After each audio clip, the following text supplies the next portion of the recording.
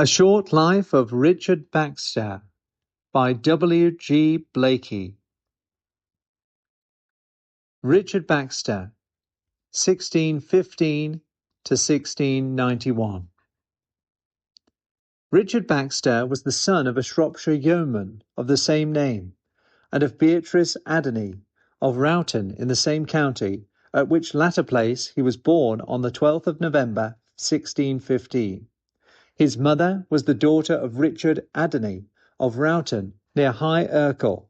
About the time of Baxter's birth, his father had been converted, mainly through the reading of the Holy Scriptures. To his instructions and influence Richard owed his first religious impressions. At a very early period he came under the power of divine truth.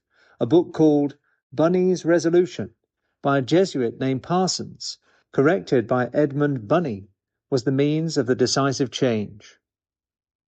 The neighbouring clergy during Baxter's early years were usually both ignorant and careless, and little of any kind was to be learned from them. What Baxter knew of divine truth was gathered chiefly from books, among which Sibb's Bruised Reed, Perkins's On Repentance, On Living and Dying Well, and On the Government of the Tongue, and Culverwell's Treatise on Faith were preeminently useful. His education was conducted in a somewhat fitful and irregular way. Ill health and other causes deprived him of the benefits of university training. What he knew of Greek, Latin, and Hebrew, and it was not much, and what he acquired of logic and metaphysics, for which he had a great liking, was attained mainly through his own exertions. At an early period he became the victim of ill health, and during all his life he suffered from a complication of diseases that often inflicted acute and terrible suffering. His unprecedented activity indicates very forcibly what prodigious vitality of spirit he must have had, to labour as he did, in spite of such an accumulation of bodily infirmities. In early years he was troubled with grave doubts as to his spiritual condition. His lapses into sins which were condemned by his own conscience were the main causes of his perplexity. When he came to understand how, quote, the flesh lusteth against the spirit, and the spirit against the flesh, end quote, he was more satisfied of the genuineness of his faith. He came to see that, quote, he who would rather leave his sin than have leave to keep it, and had rather be the most holy than have leave to be unholy or less holy, is neither without true repentance nor the love of God, end quote. On the 10th of May, 1634, Baxter lost his mother. From this time, his desire to be a minister of the gospel became very strong. Hitherto, though he found little to admire in the neighbouring clergy, he had conformed to the church, and indeed he had at first a dislike to nonconformity. It was his becoming acquainted with some nonconformist ministers of eminent godliness, and learning that they were persecuted by the bishops, that turned his sympathies into another channel. But he had no difficulty in subscribing the articles, nor in receiving ordination at the hands of a bishop. Accordingly, in 1638, Baxter was ordained by Thornborough, Bishop of Worcester, and received a licence to teach in the school of Dudley. After a year, he removed to Bridgnorth, where he acted as assistant to the minister with considerable success. He was led at this time to examine more carefully the grounds of controversy between the Church and nonconformists, with the result that in many points he came to agree with the latter, on whose side, gradually but decidedly, and without either bigotry or bitterness, he came to stand. Baxter's youth and early manhood extended over the reign of Charles I. The Church was still undivided, but the Puritan portion gave it but a wavering allegiance, as their requests for reforms were so little regarded. In 1640, the town of Kidderminster petitioned against their vicar, an ignorant and drunken fellow, and he, to compromise the matter, offered to allow £60 a year for a preacher, on whom the main part of the duty of the parish would fall. The people, concurring with this offer, gave an invitation to Baxter, who willingly accepted it. It was a large and necessitous field. The congregation was numerous, but rude and ignorant, and at first the faithfulness of Baxter raised up enemies against him. His doctrines were misrepresented, and sometimes atrocious charges were brought against his character. Besides preaching, he held meetings in his house both with young and old, for going over the sermon, removing difficulties, and making fuller explanations. 2 days every week were devoted to family catechizing and conference. With each family he spent about an hour, not allowing any stranger to be present, in order that there might be no hindrance to the frank expression of his people's views. Every first Wednesday of the month he had a meeting for parish discipline. Every first Thursday the neighbouring ministers met for prayer and conference. But the details of Baxter's ministry at Kidderminster will be given more suitably in connection with the second and longer ministry which he exercised in the place. 2 years after his first settlement there as lecturer, he was obliged to withdraw. In connection with a parliamentary order for defacing images of the Trinity in churches and removing crucifixes, for which Baxter was held to be accountable, a violent attack was made on his life and on that of a church warden. Baxter had not yet had time to live down calumny and make his true character to be universally known and respected.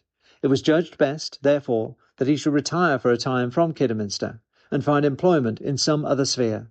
An attempt, a few weeks afterwards, to resume work in Kidderminster had such ill success that Baxter was fully persuaded that a change was necessary. The breach with King Charles I had become so serious that an army against him was in the field. Baxter, when he left Kidderminster penniless, hardly knew where to turn, but having a friend at Coventry, he went to spend a few weeks with him. While at Coventry he was asked to preach to the soldiers of the parliamentary army stationed there, and, as he says, the office suited well to his necessities. But he resolved that he would not be chaplain to a regiment nor accept a commission. He merely preached once a week to the soldiers and once to the people, taking nothing from either but what sufficed for food. This continued for about 2 years, but at the end of that time Baxter got a more specific invitation to be chaplain to the troops. In accepting this invitation, it was not easy for him to get over the fact that, in taking the oath of allegiance, he had sworn to be faithful to the king and his heirs. But it was at this time the common opinion in the army that the Parliament was faithful to the king, having no other desire than to restrain him from unconstitutional exercises of his authority. So Baxter decided to go among them. Quote, "As soon as I came to the army," end quote, he says, quote, "Oliver Cromwell coolly bade me welcome, and never spoke one word to me more while I was there." End quote. Baxter set himself, he tells us, to find out the errors and corruptions of the soldiers, and to discourse and dispute them out of their mistakes, both religious and political.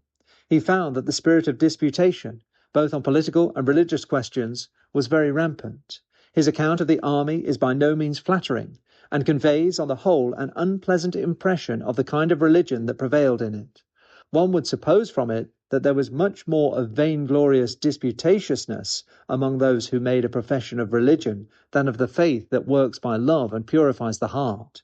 It is supposed by some that his account was coloured by disappointment, from his not being more successful in his dealings with the men of this class that he came in contact with. Even of Cromwell, Baxter had a very qualified opinion. He found him not disposed to dispute with him, and much more fond of making discourses of his own on free grace than of listening to arguments against antinomianism or Anabaptism. If it be thought that, because Baxter devoted so much energy in the army to controverted subjects, the tone of his own spirit must have been cold and carnal, that notion is put to flight by the fact that at the end of this period, after a severe illness, the first and perhaps the most spiritual of his books was written, The Saints' Everlasting Rest. Quote, "While I was in health," end quote, he says, quote, "I had not the least thought of writing books, or of serving God in any more public way than preaching. But when I was weakened by great bleeding, and left solitary in my chamber at Sir John Cook's, in Derbyshire, without any acquaintance but my servant about me, and was sentenced to death by the physicians, I began to contemplate more seriously on the everlasting rest, which I apprehended myself to be just on the borders of. That my thoughts might not too much scatter in my meditation, I began to write something on that subject, intending but the quantity of a sermon or two, but being continued long in weakness, where I had no books and no better employment, I followed it on till I was enlarged to the bulk in which it is published." End quote. Except a Bible and a concordance, Baxter had not a single book to help him in writing The Saints' Rest. Afterwards, he added references in the margin, quote, "The transcript of the heart," end quote, as he remarks, quote, "hath the greatest force on the hearts of others." End quote. It was the truth that had been so useful and so acceptable in his own time of need that he passed on to others, with the image and superscription of his own experience.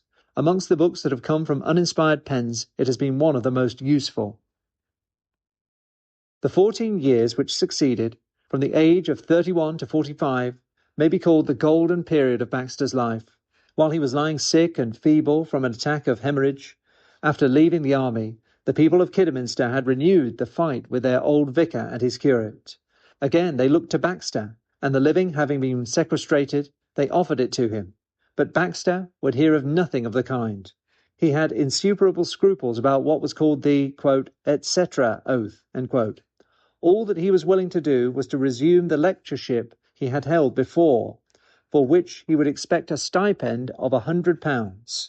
In point of fact, he did not get more than £80 or £90, and a few rooms to dwell in at the top of another man's house.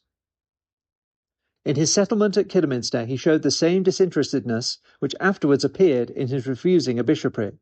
At a subsequent time Baxter was willing to continue his work at Kidderminster for nothing, if he had only been permitted to remain. While, however, Baxter did not desire to commit himself to the church more closely than was necessary for enabling him to exercise his ministry, it must ever be remembered that both now and during the rest of his life he was unswerving in his personal loyalty to the king. The execution of the king he always regarded as a grievous crime, and notwithstanding all that was repulsive in his son, and all that he himself and his brethren suffered at the Restoration, his allegiance to Charles II could never be reasonably challenged. Baxter's account of his ministry at Kidderminster is a most remarkable document. His methods of work were very characteristic. After the war, he preached but once on the Lord's Day and once every Thursday, besides occasional sermons. But a sermon in those days was like a little book. Mention has already been made of the meetings that were held at his house to go over the sermon, and of the 2 days spent by him and his assistant in catechizing the people. Having some knowledge of medicine, and as there was at first no physician in Kidderminster, he had to look after the sick in more ways than one, and sometimes as many as 20 would be at his door at once. But for this service he never took a penny. All these labours, however, he tells us, were but his recreation, and as it were, the work of his spare hours. His writings were his chief daily labours. But his bodily weakness contracted sadly the time which he was able to give to these. Owing to infirmity, he could not get up before 7 in the morning, and afterwards not till much later. He needed an hour for dressing, an hour for walking before dinner, and the same before supper, and after supper he could rarely study. Yet there never was a year of Baxter's life, after he began to publish, but he gave to the world some treatise or treatises, often very elaborate works and full of learning. The total list of his publications amount to 168, being on an average about 4 per annum for the 52 years of his literary activity. His labours were abundantly appreciated. The brunt of opposition was broken during his first ministry. Ever after, he found the people tractable and unprejudiced. In the beginning of his ministry he was wont to keep a list of conversions, but soon the list exceeded his ability to count. 5 galleries had to be added to the church to accommodate the increasing congregation. The private meetings, too, were all full. Quote, on the Lord's Day there was no disorder to be seen in the streets, but you might hear 100 families singing psalms and repeating sermons as you passed through them. In a word, when I came thither first, there was about 1 family in the street that worshipped God and called on his name. And when I came away, there were some streets in which there was not 1 poor family in the side that did not do so. And in those families that were the worst, being inns and alehouses, usually some person in each house did seem to be religious. End quote. His personal dealings with families were also very successful. Few went away without tears, or seemingly serious promises for a godly life. Some of the poor people became excellent theologians, and many of them were very able in prayer. Their lives, too, corresponded to their professions. Quote, the professors of serious godliness were generally of very humble minds and carriage, of meek and quiet behaviour unto others, and of blamelessness and innocency in their conversation. End quote. Round about Kidderminster, too, the blessing spread. When he preached at some of the neighbouring towns, the people not only crowded the churches, but hung on the windows and the leads in the intensity of their desire to hear. Baxter had his own way of accounting for all this success. First, Such preaching and such methods were new to the people.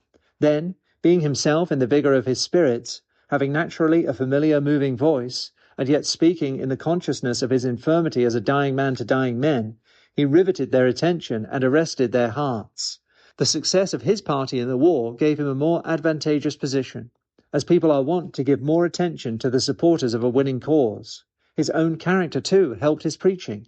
He tells us that he was greatly aided by the zeal and diligence of the godly people, and by their holy, humble, blameless lives. The unity and concord of the brethren was a further help. His medical practice among the poor, the books he wrote, his being unmarried, so that he could take his people to his heart as his children, so to speak, his not meddling with public business, and his having nothing to do with tithes, are all enumerated by him as secondary causes that contributed to his success. Perhaps in this enumeration he hardly lays stress enough on what under God must have been the great cause, namely, the purity, sincerity, and ardour of his own convictions, and the wholehearted simplicity with which he poured them out to his people. The effects of his labours at Kidderminster were seen long after he left the place, and even after the termination of his life. In an edition of The Saints' Rest in 1759, almost a century after he left Kidderminster, it was said that the religious spirit which he introduced was yet to be traced in some degree in the town and neighbourhood. Of a life retaining its fragrance and its influence so long, it cannot be doubted that it was in closest and most vital contact with the Son of God. Baxter occupied a peculiar position in relation to the Commonwealth and its heads. While he agreed in the main with the parliamentary party in the steps they took for securing the liberties of the country, even when opposition had to be offered to the king, his loyalty to the king's person remained unshaken, and the king's execution appeared to him a great national crime. Though he had once taken the covenant, Baxter came to disapprove of it, as a snare to conscience and a premium on insincerity. So also he disliked the, quote, engagement, end quote, which the independents promoted. In regard to Cromwell, he could not but be pleased with his intense love of the gospel and desire to see the realm of Great Britain governed according to the law of Christ. But he believed that, notwithstanding all his godly sympathies, and perhaps under the influence of hope that he might the better advance the gospel, Cromwell was influenced by an ambition that would not rest till the whole government of the country was brought into his own hands. Personally, Baxter looked on Cromwell as a usurper, yet he could not but acknowledge it as a marvellous fact that under the government of a usurper he and other servants of the Lord had enjoyed unbounded freedom in preaching the gospel, and had seen the divine blessing descend almost visibly upon their labours, while a legitimate sovereign had driven them from their pulpits and parishes as nuisances not to be tolerated, and set an example of personal lawlessness and debauchery which served only to corrupt and degrade the nation. Baxter was constantly endeavouring to conciliate church parties and unite them into one. Though he held Presbyterianism to be the mode of church government which was most in accordance with the Word of God, he was by no means an extreme Presbyterian, as many were in his time. In some respects he differed from the Presbyterians, and especially in these two. He disliked their intolerance, and he did not accept their view of the office of ruling elder. The Presbyterians wished to compel men to uniformity. Baxter had no confidence in such compulsion. The truth, in his view, could prevail only by its own inward victories. It was no service to Christ to compel men to accept it. Baxter would have been willing to accept a form of church government which borrowed features from episcopacy on the one hand, or from independency on the other. He was willing, with Archbishop Usher, to have a government in which bishops should exercise functions corresponding to those of the superintendent in the early Reformed Scotch Church, though far below those of the prelate. We shall have by and by to notice his efforts in this direction after the Restoration. All his life Baxter endeavoured to reconcile and unite, wherever he thought such a course legitimate and possible, and for this reason he was less liked by the leaders of parties than he would have been had he been the rigorous champion of some one method. The cordiality with which all classes united in welcoming Charles II was very remarkable. The Puritan section of the nation expected very different treatment from that which they soon came to experience. They were deceived by the king's solemn promises and assurances, given only to simplify his way to the throne, and flung aside by him as soon as his purpose was gained.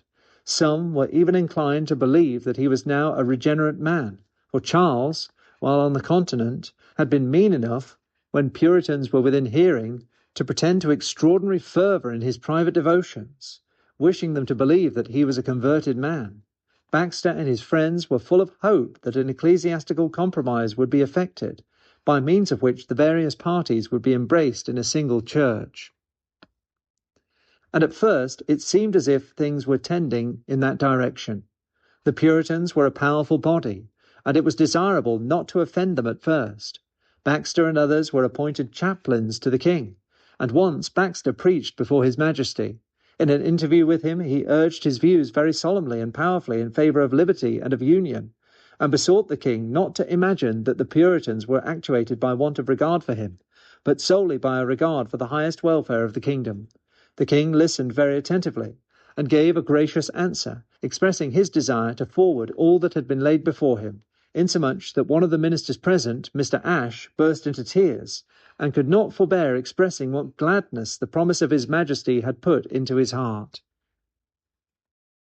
At the king's request, proposals for settlement of the church question, on the basis of Archbishop Usher's form of government, were drawn up by the ministers, with a view, as it was believed, to a conference with the Episcopalians. They did not indicate what they altogether approved of, but rather what they could accept, and what the other side, as they believed, could accept likewise. They were disappointed, however, in regard to the conference. After some delay, the king communicated his intentions in the form of a long document called a declaration, to which the Puritans were permitted to offer their objections. There were some encouraging things in the declaration, but the Puritans saw little in it that could be a basis of agreement.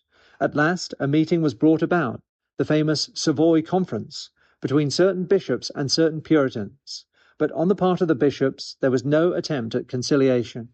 They defended things as they were, and it became apparent that they did not wish for union. The Savoy Conference, after much discussion, broke up without leading to any result. On the part of the Puritans, Baxter was the chief speaker, and he spoke at great length and with great explicitness. His chief opponent was Bishop Gunning, who drew him into many subtle logical disputes, in which the great practical matters at stake seemed to be forgotten. Before the Savoy Conference, the king had offered bishoprics to Baxter and two other members of the Puritan party, Calamy and Reynolds. Baxter and his friends were of opinion that, if some such concessions as to the episcopal office as they sought were made, there was no sufficient reason why they should not accept. Personally, Baxter did not wish the office. He was full of literary employment. Writing books was the chief function of his life, and he did not wish to be called from it. Besides, even then he had a foreboding that the best and godliest of the ministers would be cast out, and he did not wish to be severed from them.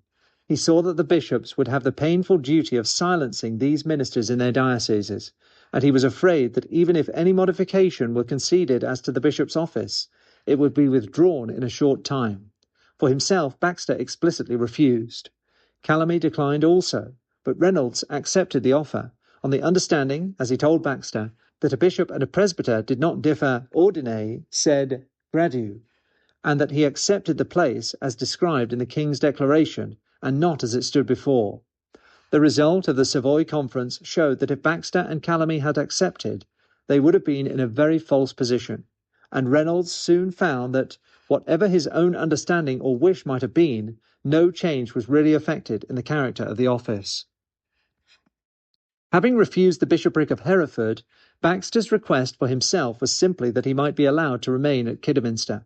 The existing vicar was a man of such character that Baxter dared not ask that he should be preferred to any charge of souls, but if there were any vacant prebend or other place of competent emolument, he asked that he might be appointed to it, and that he himself might become vicar.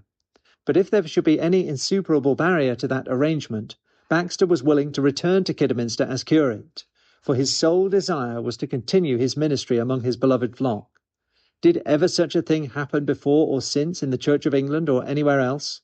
A man in the same breath declining a bishopric and humbly craving to be allowed to serve as a curate to an incapable vicar. The Act of Uniformity came into operation in 1662, and 2,000 of the best ministers of the country came out of the church. For various reasons, Baxter had not waited to the last, but left before the fatal day, 24th of August, 1662. Of him, it could hardly be said that he was ejected from his living, for he was but a lecturer, and the £90 a year he had from the old vicar was all that the church gave him. At the same time, he was incapacitated from holding even the office of curate.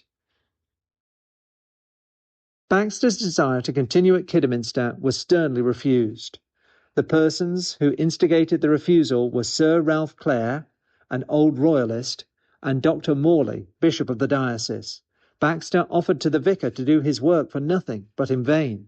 He made a last appeal to him for leave to administer the sacrament once more to his people, and preach a farewell sermon, but that too was refused.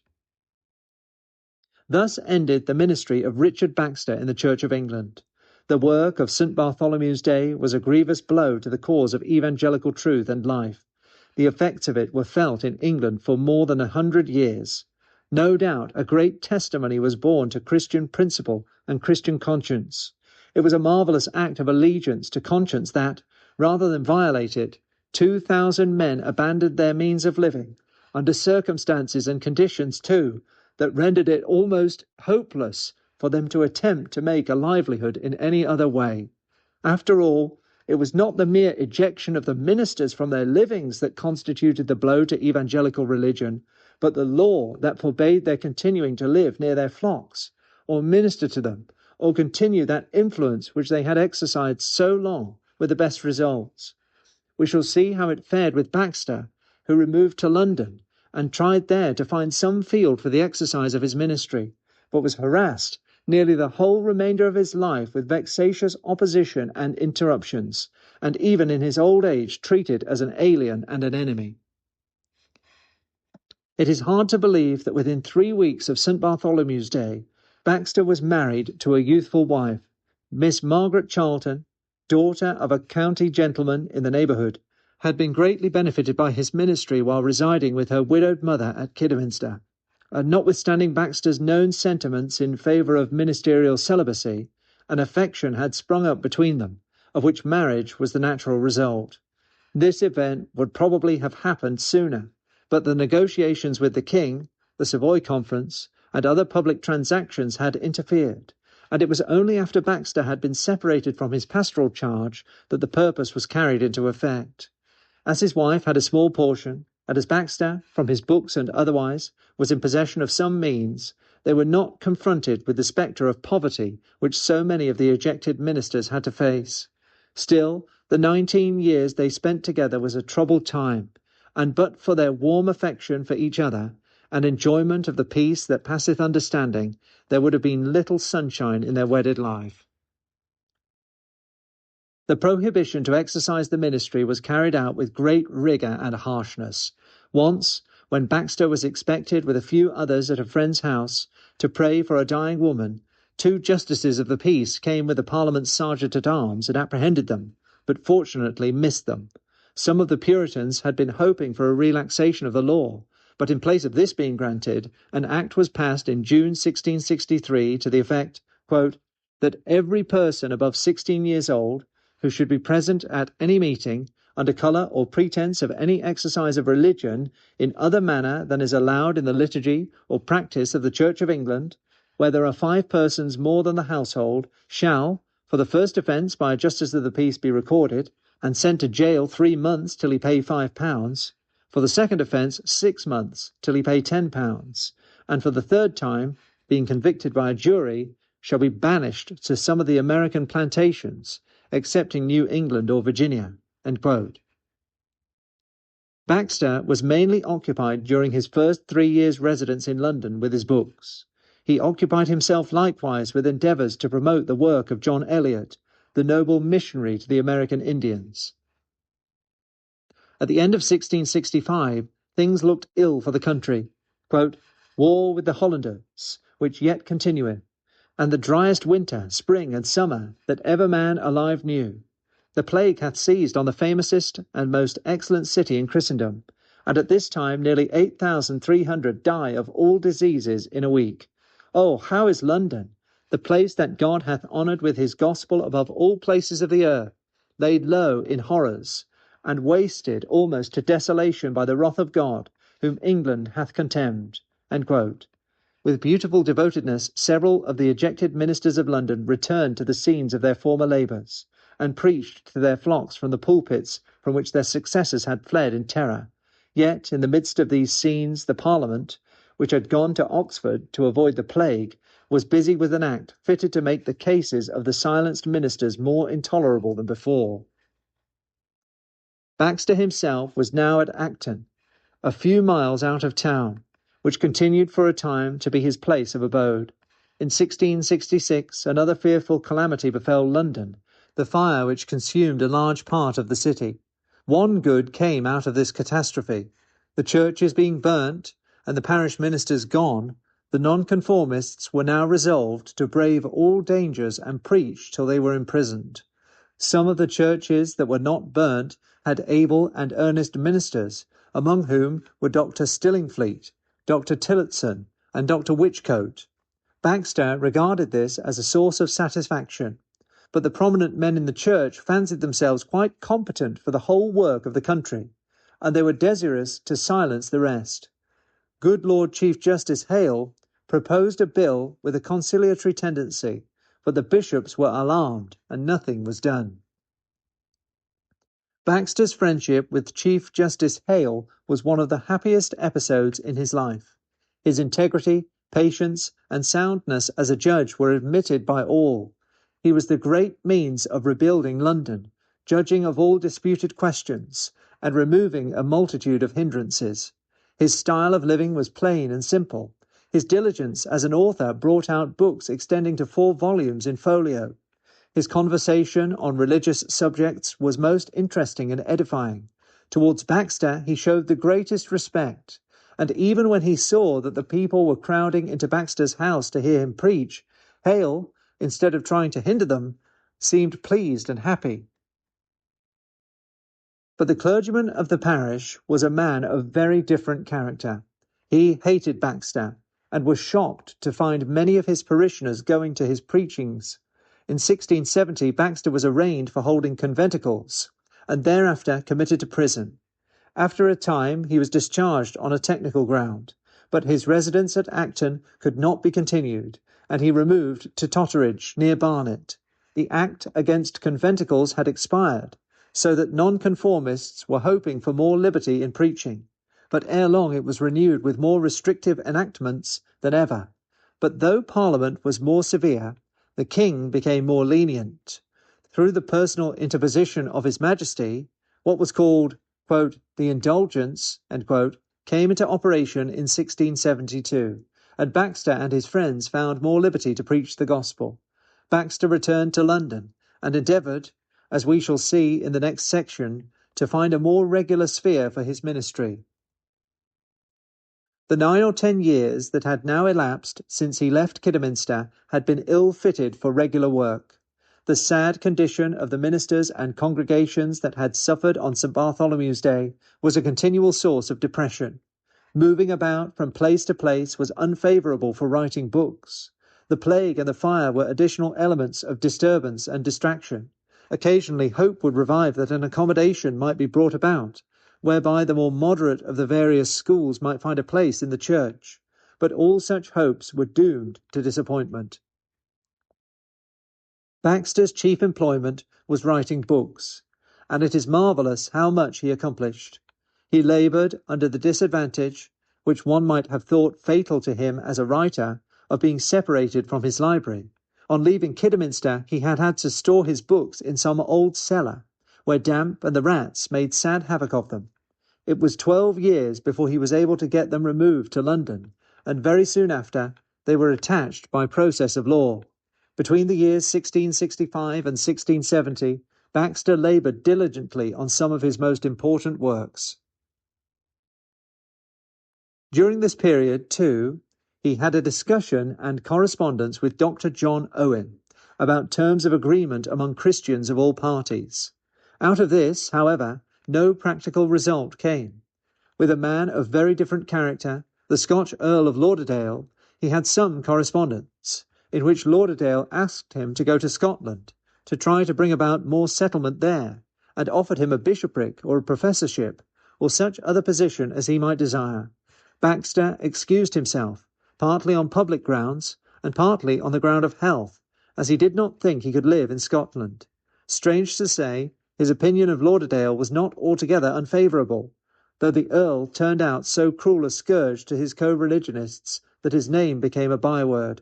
Baxter's charitable temper hoped the best in regard to men who had some compensating qualities, but the general drift of whose lives was too plainly evil. In 1672, King Charles issued a declaration to the effect, quote, that His Majesty, in virtue of his supreme power in matters ecclesiastical, suspends all penal laws thereabout, and that he will grant a convenient number of public meeting places to men of all sorts that conform not. End quote. Under protection of this declaration, Baxter began a Tuesday lecture in a church near Fetter Lane. The Parliament declared the King's proclamation illegal, and soon after passed the Test Act, a new and very serious blow to the nonconformists. Baxter continued preaching at various places in London with encouraging success, as far as the wretched state of his health allowed, but he was not allowed to pursue such useful labours in peace. Some of his brethren complained that he used too much of the English service, and it was given out confidently that he had conformed. On the other side, he was harassed with prosecutions and threats of imprisonment. So vexatious were these proceedings that, finding it injurious to have any goods that might be distrained, he parted with all that he had, including his library, which a year or two before he had at last got from Kidderminster. This must have been a serious blow, but Baxter quietly remarks, quote, we brought nothing into this world, and we must carry nothing out. The loss is very tolerable. End quote. Still Baxter persevered with his preaching, and now, through the kindness of his friends, a commodious place of meeting was built for him in Oxenden Street. It happened, owing to the vigilant malice of his enemies, that he never preached but once in this place.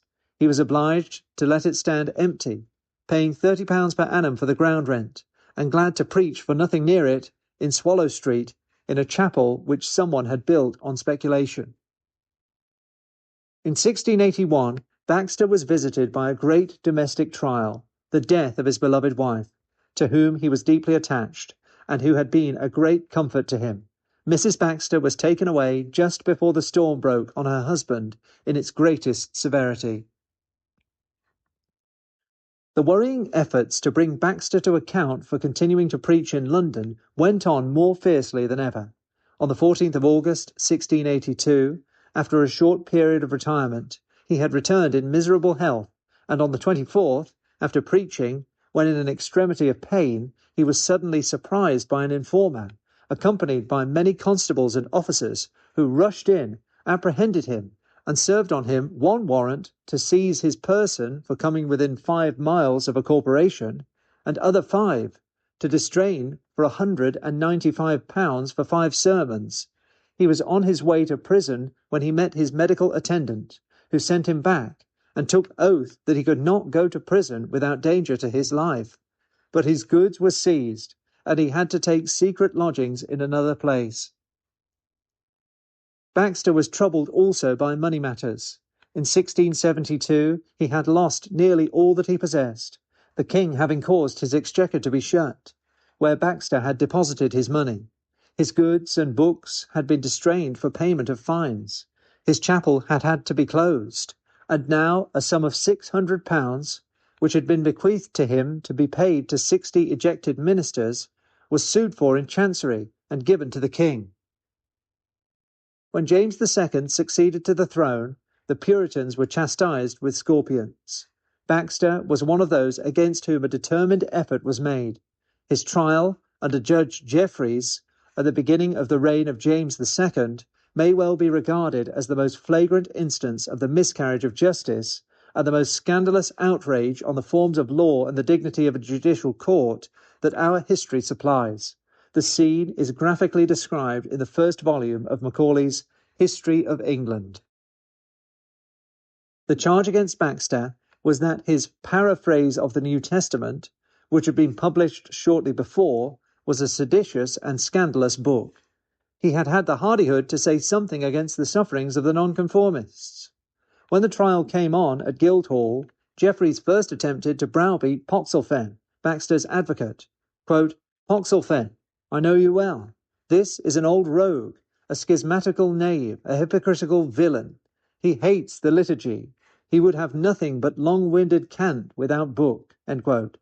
And then his lordship turned up his eyes, clasped his hands, and began to sing through his nose in imitation of what he supposed to be Baxter's style of praying.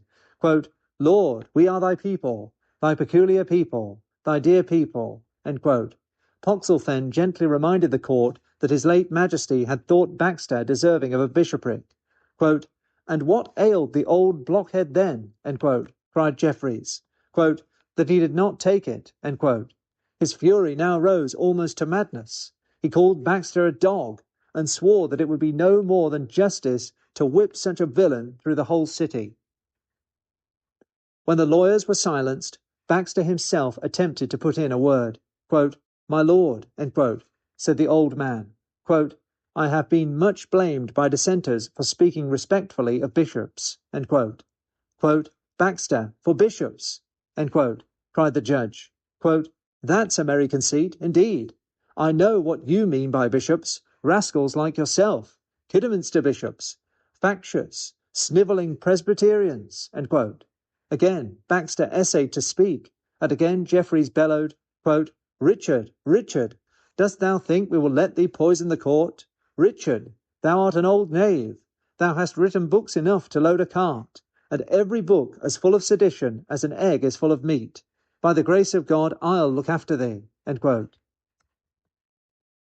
One of the junior counsel tried to show, by reading the context, that the words objected to in Baxter's book did not bear out the construction put on them. In a moment he was roared down, quote, "You shan't turn the court into a conventicle." End quote. The noise of weeping was heard from some of those that surrounded Baxter. Quote, "Snivelling calves," end quote, said the judge. The jury returned a verdict of guilty. On a following day, sentence was pronounced. Baxter was fined 500 marks, condemned to lie in prison till he paid it, and bound to his good behaviour for 7 years. He was unable to pay the fine, and he knew that even if he did, he might be prosecuted again on any pretext. So, with the weight of 70 years on his head, and a worse burden in the form of sore, continuous, harassing disease, to prison he went. And there he lay for nearly 2 years. Yet his imprisonment was not so dreary as we might think. Baxter was allowed to occupy part of a private house near the prison. When it was seen that he would neither pay the fine nor petition for release, a private application appears to have been made to the king to relieve him. Coming events were now casting their shadows before, and the court was finding more occasion for the good feeling of dissenters. On the 28th of February, 1687, Baxter returned to his house and, as far as his health would permit, to his public labours. For some 4 or 5 years he resided at Charterhouse Yard, assisting his friend Mr. Sylvester, whose meeting house was in that neighbourhood. When unable to go out, he threw his doors open at family worship, praying and reading and expounding the Scriptures with all who chose to come in. It was his joy to see at last a government established in England, which at least gave toleration to the dissenters. Baxter must have been disappointed that no place was found for them in the church, and still more disappointed that the Test Act remained unrepealed, for though King William desired its removal, his counsellors were of another mind. At last the hour came of Baxter's release. His deathbed was not one of raptures. While he had long and earnestly taught that the enjoyment of God was the great end and reward of true godliness, he did not in his own case have much experience of the sensible delights of divine communion. The peace in which he died was less a thing of the feelings than a conclusion of faith.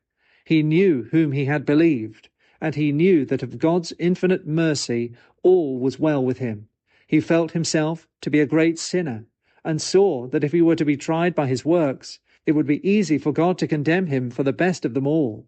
His whole hope was in the free mercy of God in Christ. Yet he felt the value of a life that had been spent, as his had been, in the earnest endeavour to do God's will. By this means it had been easier for him to exercise a steady faith in Jesus Christ as the Lamb of God that taketh away the sin of the world. The last hours of Baxter, like so much of his life, were hours of terrible pain. But on the morning of Tuesday, the 8th of December, 1691, the last of his many pains was over, and through the valley of the shadow of death the wearied sufferer passed at last into the saints' everlasting rest. There are not many men that can be classed with Richard Baxter. Even among Puritans he stands alone. In many respects he was a combination of opposites, intensely controversial, yet in heart most Catholic, as devoted to logic as Thomas Aquinas, and soaring and ethereal as Bernard of Clairvaux, combining an intellect as clear and sharp as a diamond with the burning soul of a seraph, wasted and diseased in body, yet working with the energy and unweariedness of perfect health, uncompromising in his maintenance of the gospel of the grace of God, yet with a charitable feeling to men on every side, who in many points were opposed to him, partly Calvinist, partly Arminian, mainly Presbyterian, but partly Episcopalian and partly Independent. Baxter, indeed, presented combinations unknown in any other man. The most remarkable of these combinations was intensity of conviction with great Catholicity. There is something very beautiful in this combination, although it exposed Baxter to many a disparaging remark, even from those with whom he had most in common, but who could not see why, if his conviction were so intense, his charity should diffuse itself over so wide a field. Evidently, Baxter belonged, as we have already remarked, to the order of reconciling minds. He thought far more of the things in which men agreed than the things in which they differed. He was ever trying to bring harmonious elements together, not to drive discordant elements asunder. Much though he loved congenial fellowship, he saw clearly that in a vast institution like the visible Church of Christ, it was vain to hope that all should be found to conform to a single type. He was prepared to make room for greater diversities than evangelical champions generally would allow. On the subject of regeneration, he held very high ground. No one could enter the kingdom of God unless he were born again. The change must not be merely formal or ecclesiastical, but real, inward, personal. In the sight of God, no one could be a member of the church who had not undergone this change. Yet Baxter held very decidedly that the administrators of the church are not entitled to demand evidence of this change before receiving a man into fellowship. They are bound to have regard and to give effect to the desire of the applicant, if there be nothing to show that he is making a false profession. You can never secure that the church as seen by man shall be precisely the same as the church as seen by God. From the very beginning of his career, Baxter was characterized by intense fervor and profound devotion. As years rolled over him, his personal feelings became only deeper and stronger, but he was less demonstrative. In an interesting account he gives of his experience, he tells of the change between youth and old age. In youth, his style was more careless and flowing, afterwards more careful and guarded. In youth, he was more confident of the correctness of all he uttered. Afterwards, he saw his ignorance more clearly. In his riper years, he saw more evil and more good than in his youth, more evil in good men, and more good in those that had seemed wholly evil. As his life advanced, he grew in toleration. The sharp lines of separation that he had drawn in his youth had to be modified, and he felt more and more incapacitated for the talk of judging men, and more disposed to commit judgment wholly to God. What we have called the reconciling tendency of Baxter's mind may in some degree account for the peculiarities of his theology. His desire seemed to be to find a common ground on which devout men of all churches, not excepting even the Church of Rome, might come together. The practical works of Baxter have been collected in 23 octavo volumes. If all that he published were brought together, the number of volumes would probably be 60 or 70. 3 of his books retain an undying vitality: The Call to the Unconverted, The Saint's Rest, and The Reformed Pastor.